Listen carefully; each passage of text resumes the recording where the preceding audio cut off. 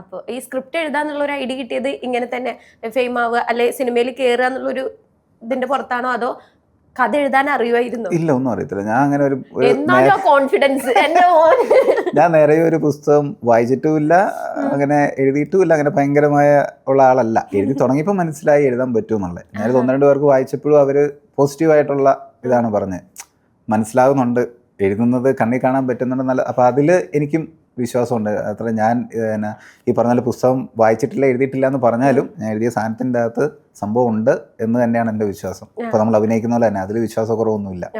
ആ സ്ക്രിപ്റ്റിനുള്ള ഐഡിയാസ് എവിടെന്നാ കിട്ടിയ? പറഞ്ഞ ലൈഫിൽ തന്നെ ഇൻസിഡന്റ് വെച്ചിട്ട് പോലീസിങ്ങുമായിട്ട് ബന്ധപ്പെട്ട ഒരു സാധനം എഴുതിയതാണ്. വേറെ അടുത്തതും ലൈഫിൽ തന്നെ നമ്മുടെ വേറൊരു സുഹൃത്തിന് സംഭവിച്ചൊരു കാര്യം എടുത്തിട്ട് എഴുതിയതാണ്. പക്ഷെ അതൊന്നും എക്സ്ട്രാ ഓർഡിനറി അല്ല.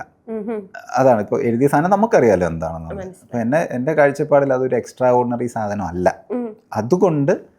അതുകൊണ്ടൊക്കെയാണ്. അപ്പം നമ്മൾ ഇതും കൊണ്ട് പോകേണ്ട വന്നാൽ ഒരുപാട് പോകേണ്ടി വരുമെന്ന് എനിക്കറിയാം.